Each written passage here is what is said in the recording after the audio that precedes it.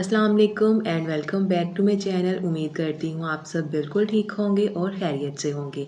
तो आज हम बना रहे हैं एकदम नए तरीके के साथ बहुत ही मज़ेदार टिक्का आलू कबाब, जिसको बनाना बहुत आसान है।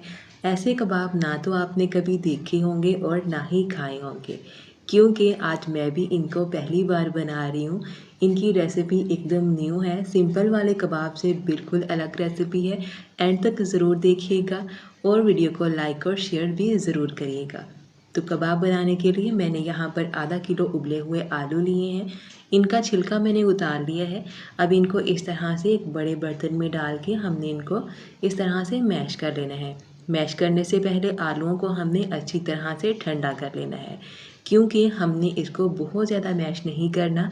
इतना मैश करना है कि आलू के थोड़े थोड़े चंक्स इसमें रहने चाहिए, तभी ये कबाब खाने में अच्छे लगते हैं। तो यहाँ पर देखिए आलूओं को मैंने हल्का सा मैश कर लिया है।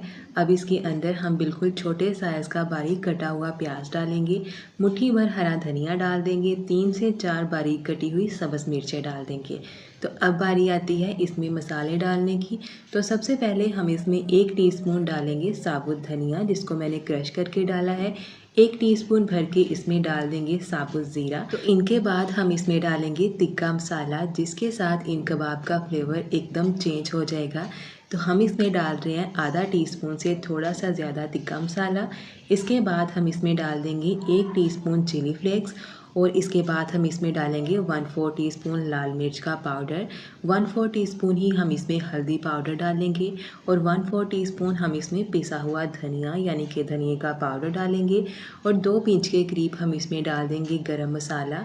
इसके साथ ही हम आधा टीस्पून या टेस्ट के अकॉर्डिंग इसमें नमक डाल देंगे। अब यहाँ पर मैंने लिया है भुना हुआ बेसन, जिसको मैंने ड्राई रोस्ट कर लिया था। तो 2 चम्मच हम इसमें बेसन डाल देंगे।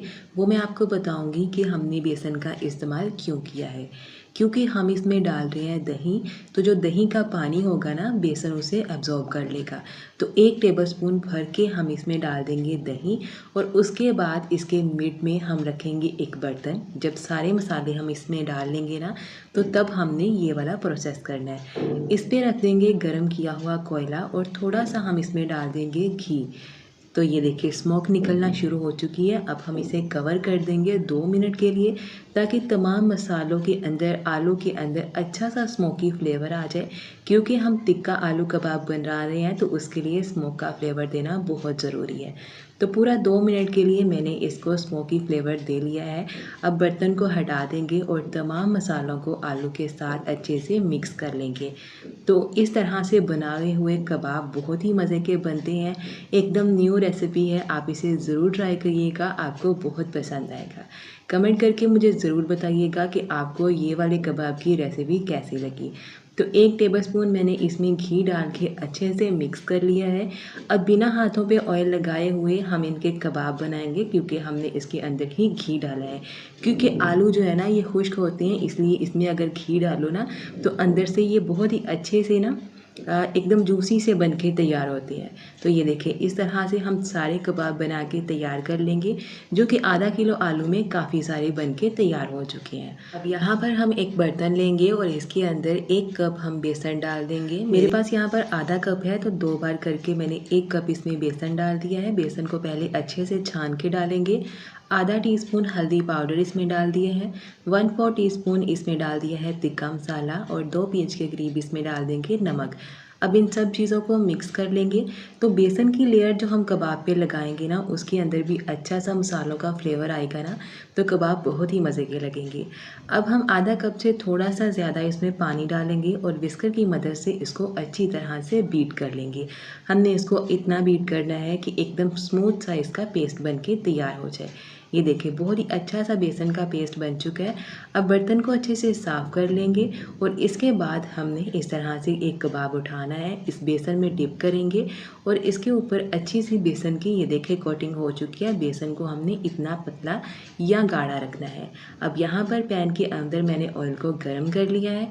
अब एक एक करके सभी कबाब को बेसन में डिप करेंगे और ऑयल में फ्राई के लिए हम डालते जाएंगे। ये देखें इस तरह से। तो चलिए यहाँ पर मैंने 5 कबाब इसमें डाल दिए हैं। अब हमने तकरीबन 2 मिनट तक लो मीडियम फ्लेम पर हमने इनको फ्राई करना है।